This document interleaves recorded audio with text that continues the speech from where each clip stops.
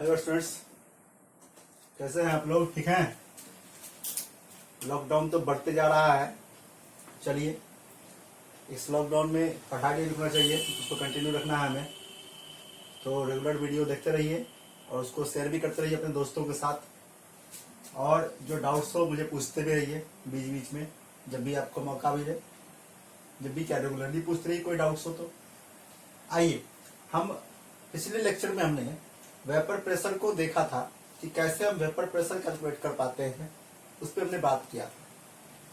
आज हम लोग जो हमारा क्वालिटेटिव प्रॉपर्टीज था लिक्विड सॉल्यूशन का, उस लिक्विड सॉल्यूशन के क्वालिटेटिव प्रॉपर्टीज में पहला क्वालिटेटिव प्रॉपर्टीज स्टार्ट करने जा रहे हैं, relative lowering of vapour pressure, मतलब वाष्प दाब का आपेक्षिक अवनमन। उस पर बात करेंगे। बट इससे पहले हम बात करते हैं कि लोअरिंग ऑफ वेपर प्रेशर क्या होता है, वाष्प दाब का अवनमन क्या होता है। तो लोअरिंग ऑफ वेपर प्रेशर हम जानेंगे, फिर हम लोग relative lowering of vapour pressure जानेंगे, फिर हम इसके लिए राउल्ट्स लॉ भी पढ़ेंगे जो बहुत इंपॉर्टेंट है। मतलब अब जो आप टॉपिक पढ़ने जा रहे हो आज, ये आपके हर एग्जाम के पॉइंट ऑफ व्यू से क्या है, बहुत इंपॉर्टेंट है। तो आइए हम स्टार्ट करते हैं। लोअरिंग ऑफ वेपर प्रेशर पहले जानते हैं। क्या जानते हैं? लोअरिंग ऑफ वेपर प्रेशर, फिर हम रिलेटिव भी करेंगे। तो हम सबसे पहले जानते हैं लोअरिंग ऑफ वेपर प्रेशर।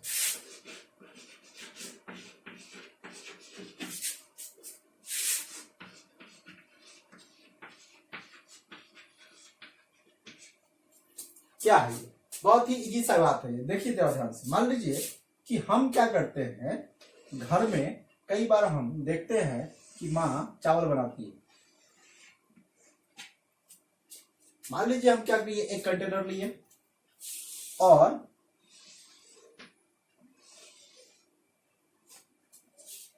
इस कंटेनर में हमने वाटर फिल कर लिया।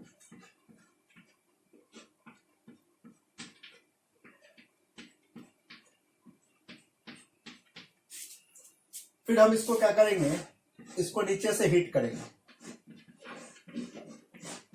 टेम्परेचर देना, हीट कर रहे हैं। हीट करेंगे तो जैसा कि हमने आपको बताया कि धीरे धीरे क्या होंगे, काइनेटिक एनर्जी मॉलिक्यूल्स का बढ़ेगा। और काइनेटिक एनर्जी बढ़ने के कारण होगा क्या, ये सारे मॉलिक्यूल्स इस फ्री स्पेस में आएंगे।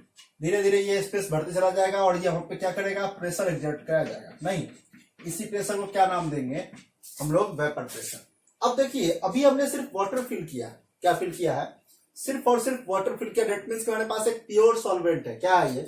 हमने ये जो कंडीशन कंटेनर लिया, इसमें क्या लिया हमने प्योर वाटर लिया, यानी कि प्योर सॉल्वेंट है मेरे पास।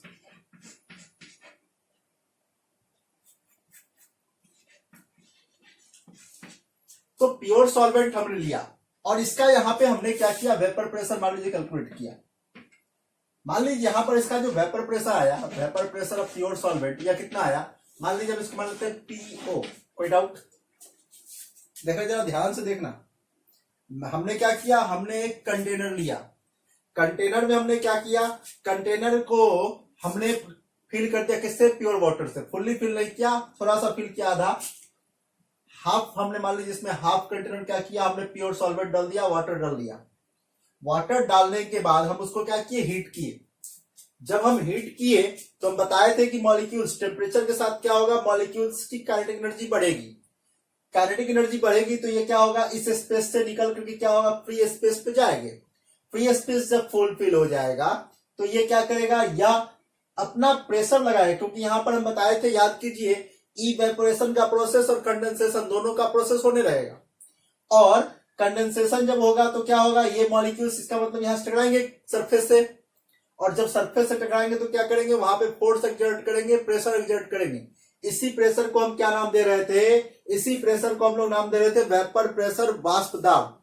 तो जब इवेपोरेशन की क्रिया और कंडेंसेशन की क्रिया हो रही थी, उसी समय में क्या किया गया, इस मॉलिक्यूल्स के द्वारा, इस लिक्विड के मॉलिक्यूल्स के द्वारा क्या किया गया, वेपर फेज में जो वाष्प अवस्था थी उसमें क्या किया गया, इस पर प्रेशर लगाया गया कंटेनर के सरफेस पे, यानी कि जो हमारे पास पात्र है उसकी सतह पे।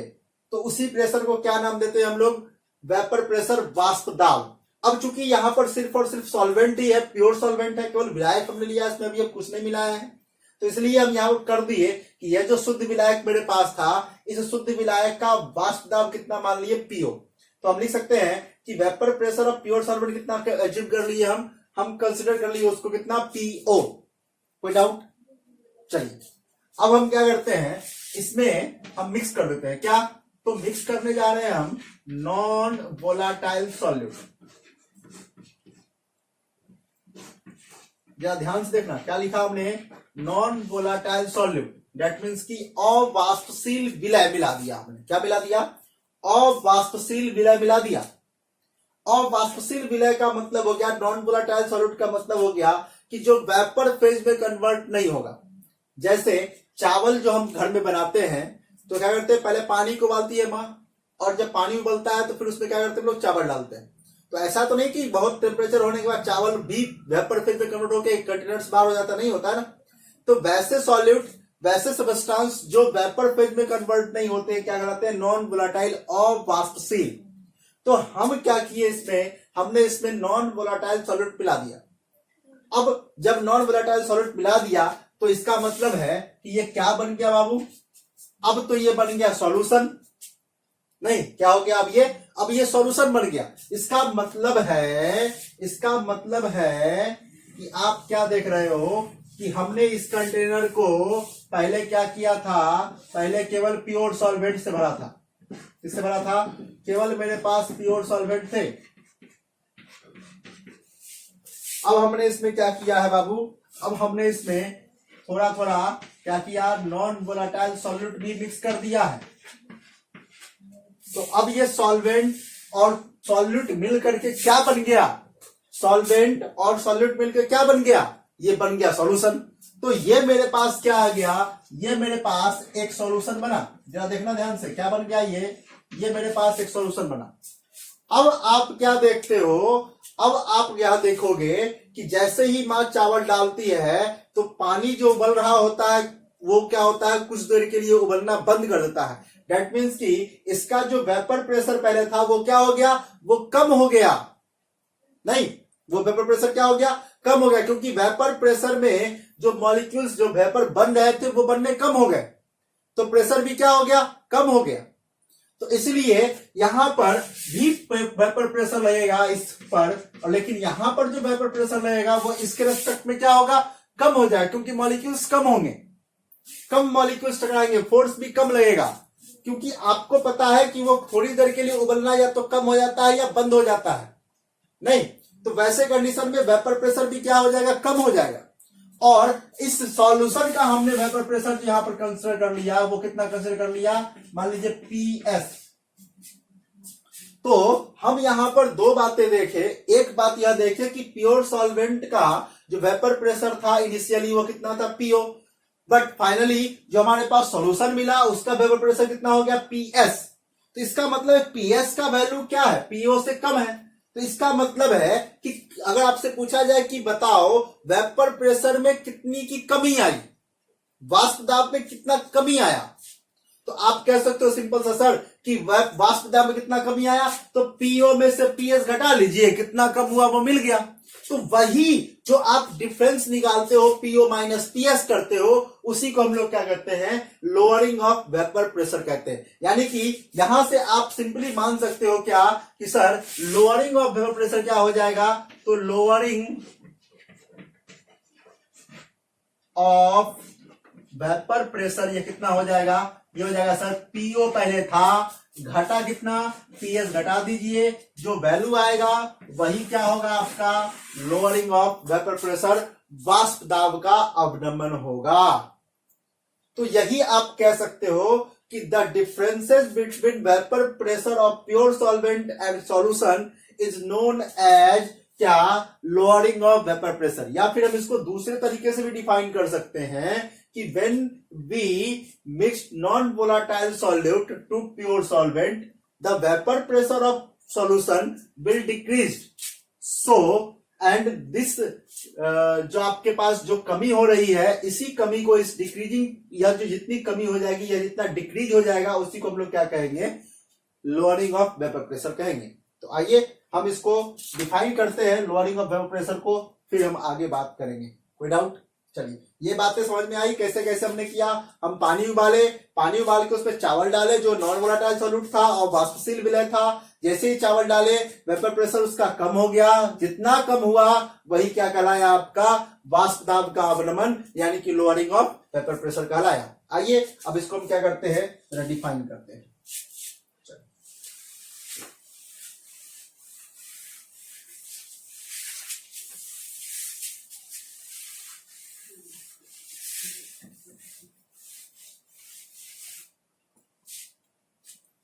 तो आप कह सकते हो when we added non-volatile solute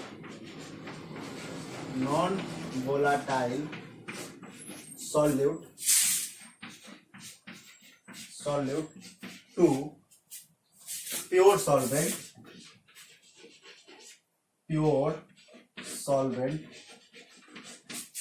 क्या बोले हमने बोला when we added non-volatile solute to pure solvent, its vapor pressure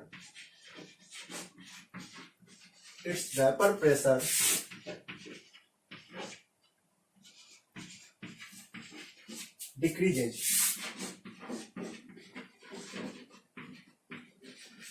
Its vapor pressure decreases, and the difference between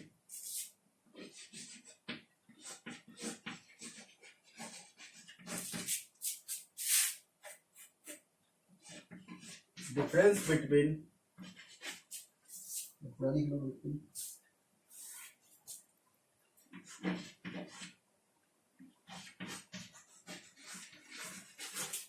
between vapor pressure of pure solvent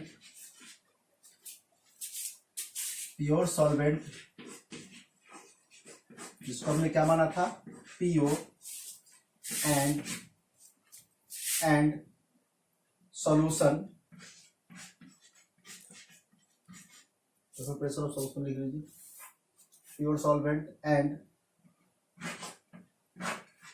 vapor pressure of solution, इसको हमने क्या माना है PS is known as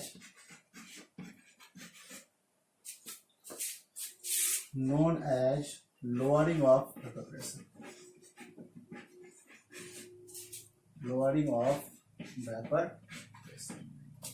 तो यही आपके पास डिफरेंशन है कि when we added non-volatile solute to pure solvent, its vapor pressure decreases, and the difference between vapor pressure of pure solvent and vapor pressure of solution is known as क्या lowering of vapor pressure.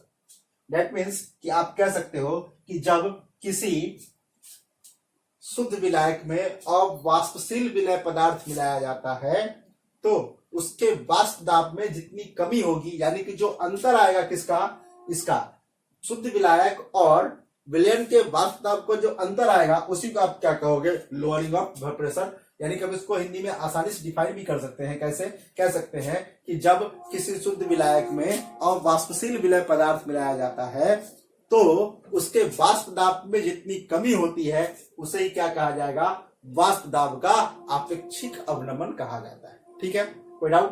तो ये आप depression है जो आपके board exams में पूछे जाते हैं, आप इसको ध्यान रखेंगे। फिर हम लोग आगे बात करते हैं। ये तो हमने बताया कि लोअरिंग ऑफ वेपर प्रेशर। अब हम बात करते हैं relative lowering of vapour pressure.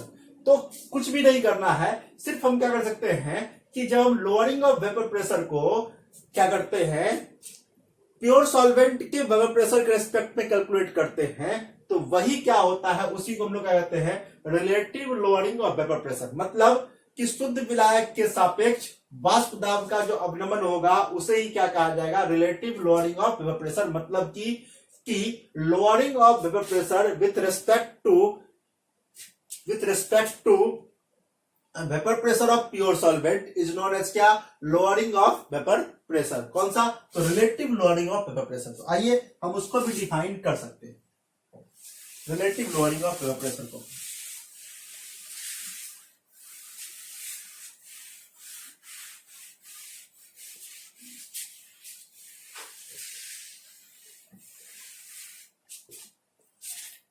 क्या बताया हमने हमने बताया रिलेटिव लोअरिंग ऑफ प्रेशर क्या कर सकते हो, आप कह सकते हो कि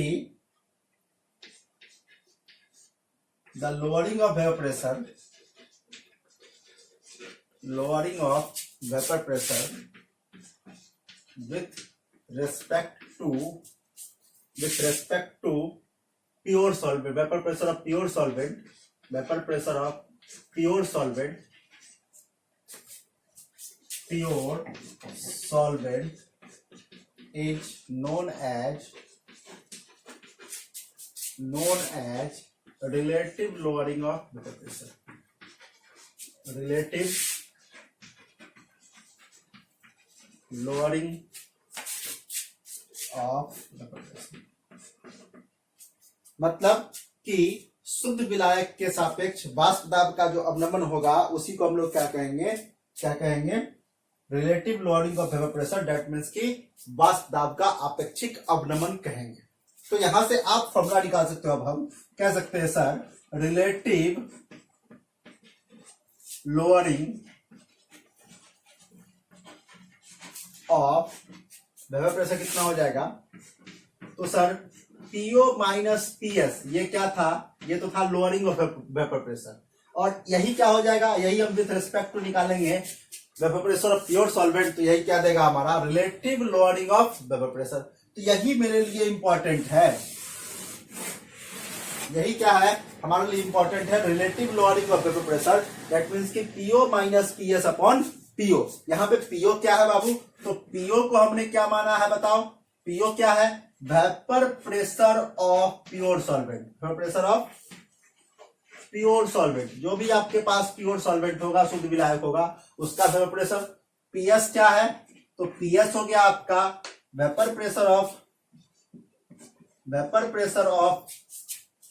सॉल्यूशन, जो आप सॉल्यूट मिलाने के बाद, नॉन वोलेटाइल सॉल्यूट मिलाने के बाद जो आप सॉल्यूशन तैयार करते हो, उसका जो वेपर प्रेशर होता है उसी को आप क्या करते हो, उसी को आप पीएस मानते हो। तो ये था लोअरिंग ऑफ वेपर प्रेशर और relative lowering of vapour pressure. अब ये दो बातें जानने के बाद हमें क्या करना है, हमें जानना है राउल्ट्स लॉ, जो बहुत इंपॉर्टेंट है। तो हम अब पढ़ेंगे राउल्ट्स लॉ के बारे में। तो आइए इसको जरा आप जल्दी जल्दी फटाफट कर लीजिए, फिर मैं बात करता हूं राउल्ट्स लॉ पर।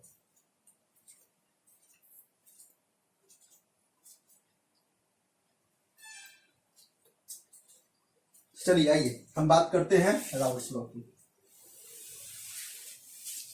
यानी कि आपसे पूछा जाए कि सर वाष्प दाब का आपेक्षिक अवनमन क्या होगा, तो आप सीधा क्या कहोगे, आप कहना सर शुद्ध विलायक के सापेक्ष वाष्प दाब के अवनमन को क्या कहा जाता है, वाष्प दाब का आपेक्षिक अवनमन कहा जाता है।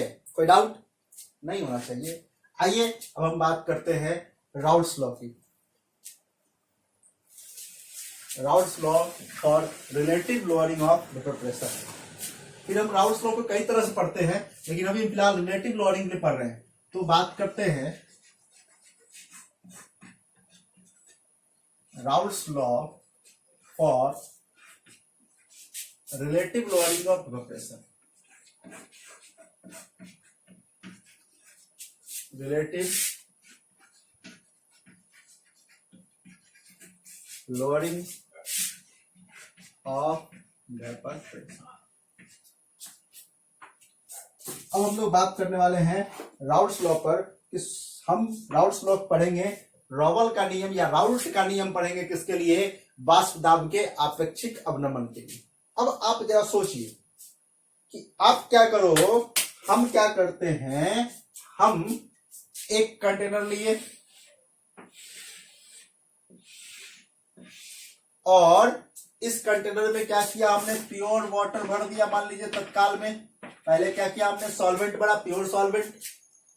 अब पहले इसमें ऐड कीजिए कितना, 50 ग्राम चावल लीजिए। इसको पहले आपने हीट किया मान लीजिए, और हीट करने के बाद आपने इसमें क्या किया, जब ये वेपर फेज में आ गया यहाँ पे, और फिर जब उबलने लगा तो आपने इसमें क्या किया, 50 ग्राम चावल डाल दिया, 50 ग्राम।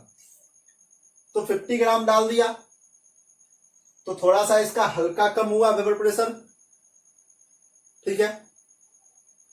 यानी कि अब जो ये मान लीजिए आपको हम बात करते हैं कि ऐसे कंडीशन में जो PO minus PS upon PO का जो वैल्यू है मान लीजिए कितना आ गया, एक्स आ गया। मान लीजिए हमने क्या किया, फिर से सुनिए, हमने क्या किया, चावल को पानी को उबाला, उसमें 50 ग्राम चावल डाला, तो मान लीजिए कि वाष्प दाब का अपेक्षिक अवरोधन कितना आया आपके पास, एक्स आया। Relative lowering of vapour pressure value कितना आया, एक्स आया। कोई बंदा क्या करेगा, अब इसमें 150 ग्राम डाल दिया। अब 150 ग्राम अगर डाल दिया, वाटर उतना ही है, वाटर अगर मान लीजिए 1 लीटर है, तो वाटर अभी भी कितना है, 1 लीटर ही है। पहले जो 50 ग्राम डाला उसके लिए वाटर कितना था, 1 लीटर था। अभी 150 ग्राम 150 ग्राम डाला, अभी उसके लिए वाटर कितना है, 1 लीटर ही है।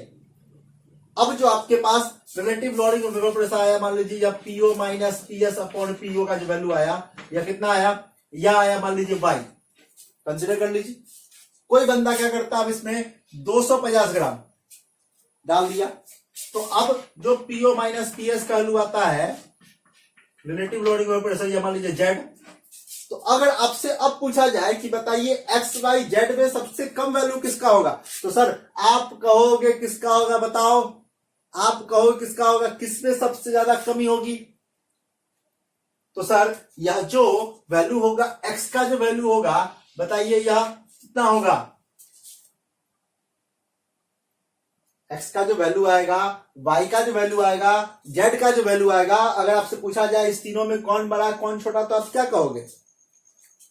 आप सोच लो खुद से कि हमने जब 50 ग्राम डाला होगा, तो यह जो पीएस का मान आया होगा, यह बहुत कम आया होगा।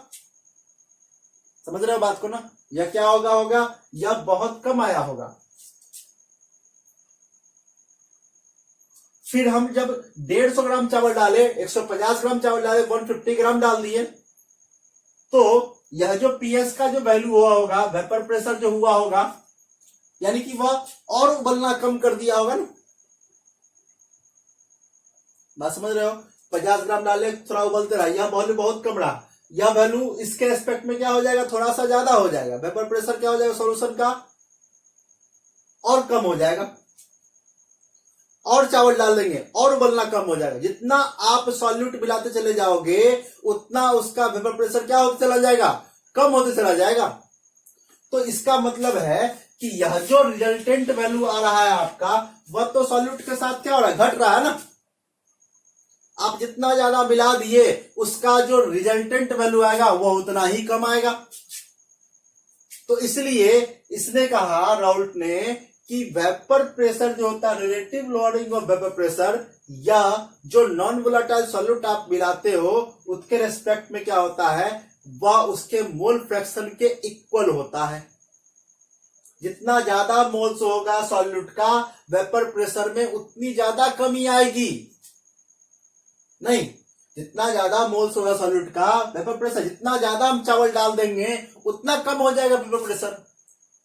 और इसीलिए इसने क्या कहा, राउल्ट ने कहा कि यह जो relative lowering of vapour pressure जो होता है, यानी कि पीओ माइनस पीएस बट्टा पीओ का वैल्यू होता है, यह कितना होता है, कहा कि यह जो आपके पास नॉन वोलेटाइल सॉल्यूट होगा, उसके मोल फ्रैक्शन के क्या होगा, इक्वल होगा। यही राउल्ट लॉ है बाबू, यही क्या है, यही राउल्ट लॉ है।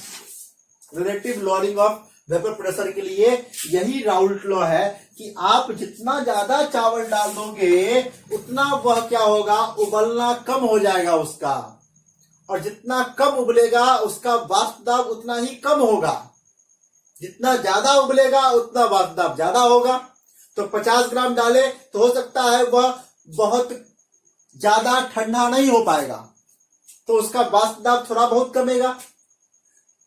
200 ग्राम डाल दिए तो 50 ग्राम के रेस्पेक्ट में क्या हो जाएगा, बहुत ज्यादा चावल हो गया ना, वो 4 गुना, तो वेपर प्रेशर भी बहुत कम हो जाएगा उसके रेस्पेक्ट में। 1 किलो चावल डाल देंगे, 1 kg डाल दिए, और भी ज्यादा कम हो गया। तो आप जितना ज्यादा उसमें सॉल्यूट डालते चले जा रहे हो, नॉन वोलेटाइल सॉल्यूट, उतना ज्यादा उसका वेपर प्रेशर क्या हो रहा है, कम हो रहा है सॉल्यूशन का। और ऐसे कंडीशन में यह जो वैल्यू आने वाला है आपका, वह धीरे धीरे क्या हो जाएगा, कम हो जाएगा। और तब राउल्ट ने कहा कि यह जो PO minus PS upon PO जो होता है, वो किसके इक्वल होता है, यह मोल फ्रैक्शन ऑफ सॉल्यूट के क्या होता है, इक्वल होता है। यही आपका राउल्ट का नियम है बाबू। आइए हम क्या करते हैं, इसको जरा लिखते हैं, फिर हम आगे बात करेंगे। यही है आपका राउल्ट का नियम relative lowering of vapour pressure के लिए।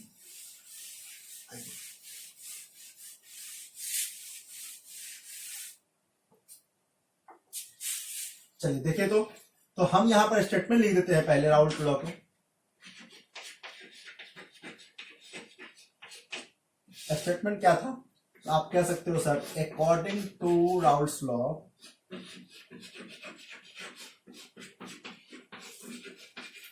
लॉ क्या है, तो कह सकते हो the relative lowering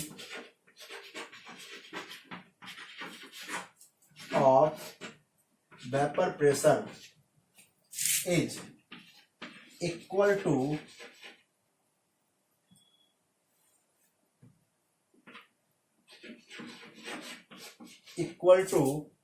mole fraction of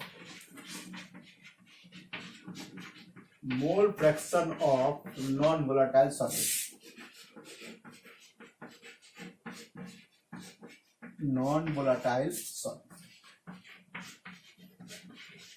मतलब इसने कहा कि किसी भी सॉल्यूशन का जो relative lowering of vapour pressure होता है, वाष्प दाब का अपेक्षिक अवनमन होता है, वह अवाष्पशील विलय यानी कि नॉन वोलेटाइल सॉल्यूट के मोल फ्रैक्शन में क्या होता है, इक्वल होता है। मतलब किसी विलयन के वाष्प दाब का अपेक्षिक अवनमन क्या होगा, उसमें मिलाए गए अवाष्पशील विलय पदार्थ के क्या होगा, मोल फ्रैक्शन यानी कि मोल अंश के क्या होगा, बराबर होगा।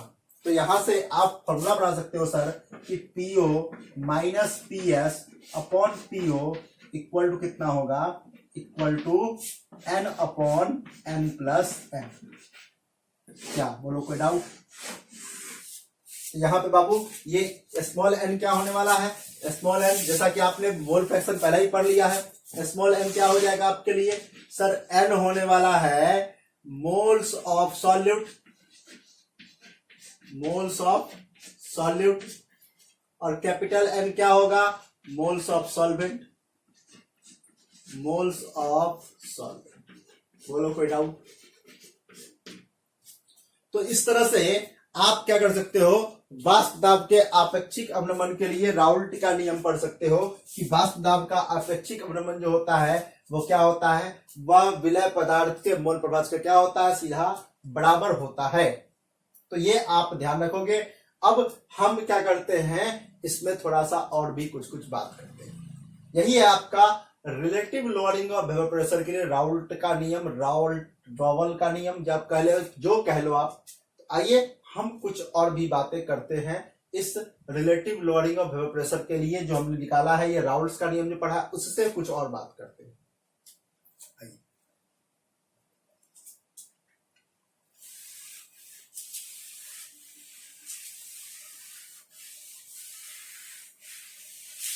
अब हम यहां से क्या करते हैं, यहां से हम मोलिकुलर मास का डिटर्मिनेशन करेंगे, जो नॉन वोलेटाइल सॉल्यूट है उसका मोलर मास कैलकुलेट करना सीखेंगे। हम क्या सीखेंगे, मोलर मास कैलकुलेट करना सीखेंगे। तो कैलकुलेशन ऑफ, हम बात करने वाले हैं अब calculation of molar mass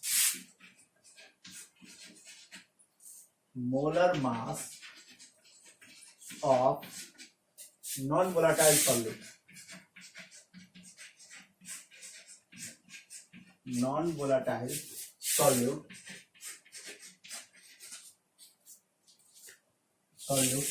with the help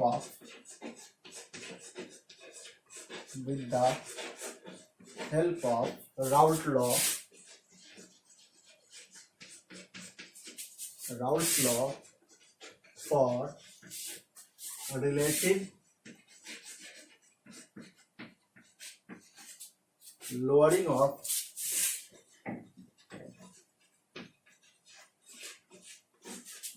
vapour pressure. आइए हम बात करते हैं कि relative lowering of vapour pressure के हेल्प से हम कैसे नॉन वोलेटाइल सॉल्यूट का मोलर मास कंसीडर कर सकते हैं, कैलकुलेट कर सकते हैं। बहुत ही आसान सा काम है। आइए हम करते हैं, देखते हैं, मान लेते हैं, एज्यूम करते हैं, लेट मास ऑफ सॉल्यूट, इसको मान लिया हमने ए, मास पूरा मास ऑफ सॉल्वेंट इसको मान लिया हमने बी। फिर हम मान लेते हैं मोलर मास ऑफ सॉल्यूट, इसको मान लेते हैं W। फिर मोलर मास ऑफ सॉल्वेंट, इसको मान लेते हैं हम M।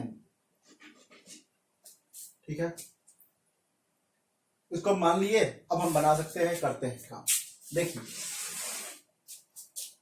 आपके पास है क्या, हमने यहां पर विलय का भार A मान लिया, विलायक का भार B मान लिया, ग्राम में है या A ग्राम B ग्राम।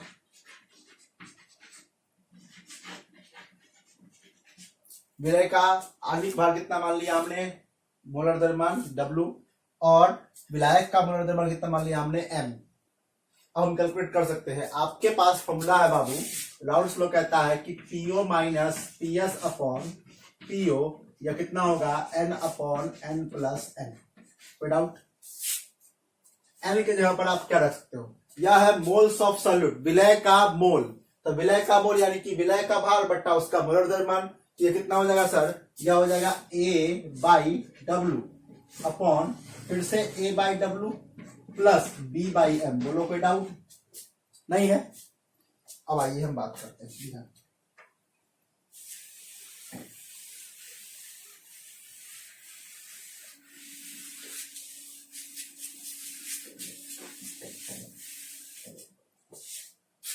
देखिए अब सपोज कर लीजिए कि हम बात करते हैं कि फॉर मोर डाइल्यूटेड सॉल्यूशन, यह कंडीशन आपने पहले ही पढ़ चुका है, मोर डाइल्यूटेड सॉल्यूशन। तो अगर हम बात करें कि अगर बहुत ज्यादा सॉल्यूशन क्या है, डाइल्यूटेड है, बहुत अधिक तनु विलयन है, तो वैसे कंडीशन में होता क्या बताइए, वैसे कंडीशन में A/W is very very less than क्या होता है B/M।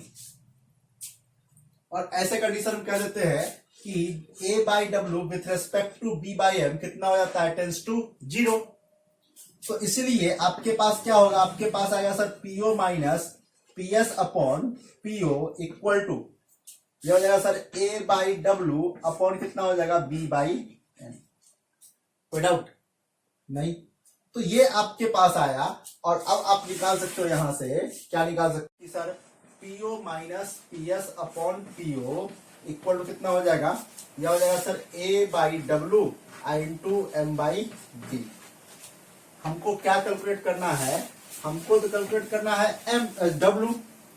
W कैसे कैलकुलेट करेंगे, तो W को यहीं छोड़ यहां ले जाते हैं, सबको यहां ले आते हैं। तो ये हो जाएगा सर W इक्वल टू कितना हो जाएगा, W इक्वल टू हो जाएगा sir AM into PO divided by B into PO minus PS।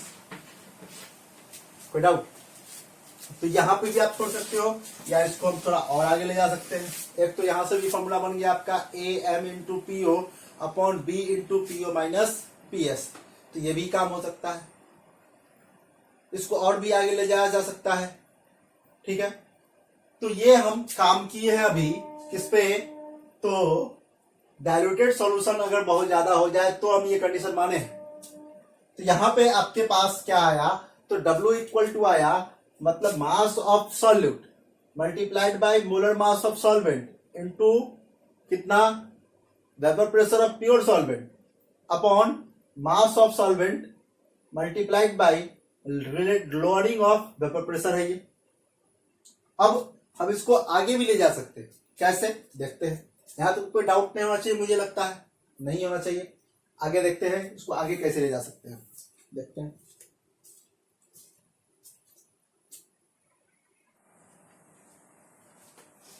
चलिए तो हम आगे बात कर लेते हैं। हम तो मेरे पास क्या था, मेरे पास था PO minus PS upon PO ना इक्वल टू, मेरे पास था बाबू कितना, moles of solute upon mole of total moles. अब जरा इसको हम ऐसे कर ले, देखो तो जरा ध्यान से, इसको हम ऐसे कर सकते हैं। इसको अगर हम लिख दे PO upon PO minus P S, तो ये कितना हो जाएगा, ये हो जाएगा sir N upon N plus N upon कितना हो जाएगा एन, कितना आएगा ये हो जाएगा एन बाई एन यानी कि 1 प्लस एन बाई एन। कोई डाउट? तो मेरे पास कितना आया PO upon PO minus P S equal to कितना आ गया। अब देखिए आगे आगे कितना हो जाएगा। अब हम इस 1 को इधर ले आते हैं तो मेरे पास आएगा sir n upon N equal to कितना हो जाएगा PO upon PO minus P S minus कितना 1, नहीं इस 1 को इधर ले आया हम। अब देखिए कितना हो गया ये हो जाएगा sir n upon N equal to ये हो गया sir PO multiplied by PO minus P S, sorry PO minus कितना हो गया PO minus P S upon कितना upon PO minus P S. ये कितना आ गया, यह हो गया सर पीओ माइनस पीओ खत्म, बच गया ऊपर में केवल P S upon PO minus P S. यहां क्या है एन बाई एन। तो ये भी एक रिलेशन है बहुत इंपॉर्टेंट, या इसको और आगे ले जाओ।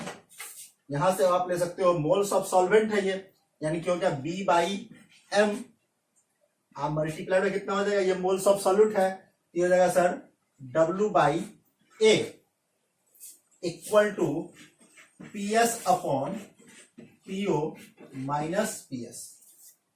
क्या कोई डाउट? या फिर आप इसको चेंज कर लो, इधर चेंज करके मैं लिख देता हूं, या चेंज कर लो वहीं पे, यहीं पे आप चेंज कर सकते हो सर। यानी कि ये हो जाएगा sir PO minus P S upon P S equal to कितना हो जाएगा, यह हो जाएगा sir a into m upon b into डब्ल्यू। अब ये जो आया है ये आप किसी भी सॉल्यूशन के निकाल सकते हो for both conc and diluted solution. यह काम जो है यह दोनों सॉल्यूशन के लिए यह फॉर्मूला काम करेगा, चाहे आपका वह तनु विलयन हो, मतलब बहुत ज्यादा उसमें जल मिलाया गया हो या नहीं मिलाया गया, उससे कोई फर्क नहीं यहाँ पर पड़ने वाला है। चाहे यह फॉर्मूला आपको किसके लिए काम आएगा, यह दोनों सॉल्यूशन के लिए, चाहे आपका कंसंट्रेटेड सॉल्यूशन हो या फिर आपका डाइल्यूटेड सॉल्यूशन हो, यह फॉर्मूला दोनों के लिए काम आएगा। हम बहुत ही आसान सा काम किया, कुछ नहीं किया, राउल्स का लॉ हमें यह कहता है, हम जानते हैं, यहां से हम मैथमेटिकल टूल्स को अप्लाई किए और एक रिजल्ट यहां पर लाए, जो यह रिजल्ट किसके लिए काम है। यहां पर हमने कोई कंडीशन नहीं रखा, हमने ऐसा नहीं कहा कि sir a by W tends to 0, हमने कभी ऐसा नहीं कहा। मतलब हम ये यहाँ पर नहीं माने थे कि यह जो सोल्यूशन है वह डाइल्यूटेड है या फिर कंसंट्रेटेड है, सांद्र विलयन है या फिर तनु विलयन है। यह दोनों विलयन के लिए काम करेगा, जो चाहे वह कंसंट्रेटेड यानी कि सांद्र सोल्यूशन हो या फिर मेरे पास डाइल्यूटेड सोल्यूशन या फिर तनु विलयन हो, यह दोनों के लिए काम करने वाला है फॉर्मूला। और इस फॉर्मूला को आप ध्यान रखेंगे, PO minus P S upon P S equal to कितना हो जाएगा बाबू, mole mass of solute multiplied by molar mass of solvent divided by mass of solvent multiplied by molar mass of solute. तो ये आप कैलकुलेट करके आप क्या कर सकते हो, किसी भी सॉल्यूशन के लिए आप इसको यूज कर सकते हो इस फॉर्मूला को। तो यह फॉर्मूला आपके लिए क्या है, यह जो आपके फॉर्मूला है, यह स्टार मार्किंग है बाबू, यह बहुत इंपॉर्टेंट फॉर्मूला है VBI। तो आप इस फॉर्मूला को ध्यान रखेंगे और क्वेश्चन को सॉल्व करेंगे। हम नेक्स्ट लेक्चर में क्या करेंगे, फिर हम कुछ क्वेश्चंस के साथ बात करेंगे। हमने हेनरीज लॉ ही पढ़ा है, वहां पर उसके क्वेश्चंस को भी देखना है। फिर हमने आज पढ़ा है ये राउल्स लॉ, इसके क्वेश्चंस को देखना है। फिर हमने पढ़ा है बाबू वेपर प्रेशर, उसके कुछ क्वेश्चंस को देखना है। तो इस तरह से आप क्या कर सकते हो, सारे क्वेश्चंस को सॉल्व करो। कुछ क्वेश्चन आप खुद भी सॉल्व करो, बहुत सारे बच्चे सॉल्व करते भी हैं, कुछ क्वेश्चन बच्चे पूछते भी हैं, फोन करके व्हाट्सएप भी पूछते हैं, कुछ बच्चे फोन करके ही पूछते हैं, अच्छा लगता है मुझे। आप भी बनाओ क्वेश्चंस को, उसको सॉल्व करो, चाहे एनसीईआरटी का प्रॉब्लम हो या फिर आपका आईआईटी का प्रॉब्लम हो या नीट का प्रॉब्लम हो, किसी भी लेवल का आपका प्रॉब्लम आप उसको सॉल्व करो। और आप जो स्टडी करते हो या टॉप टू बॉटम की बात है, आप 0 से स्टार्ट करते हुए टॉप तक जाते हो बाबू। इसलिए आपके पास जो क्वेश्चन है वो किसी भी टाइप का क्वेश्चन क्यों ना हो, चाहे आपका आईआईटी का क्वेश्चन ही क्यों ना हो, जो हम कॉन्सेप्ट बताते हैं उस पर बनेगा, आप उसको बनाओ, नहीं बनता है तो हमसे पूछिए, कोई डाउट नहीं है, हम उसको सॉल्व भी कर देंगे। चलिए, तो मैं आज का लेक्चर यहीं पे समाप्त करता हूं। आप इन सब चीजों को देखिए, अगर कोई डाउट लगता है तो मुझे बताएं। ठीक है, ओके, थैंक यू।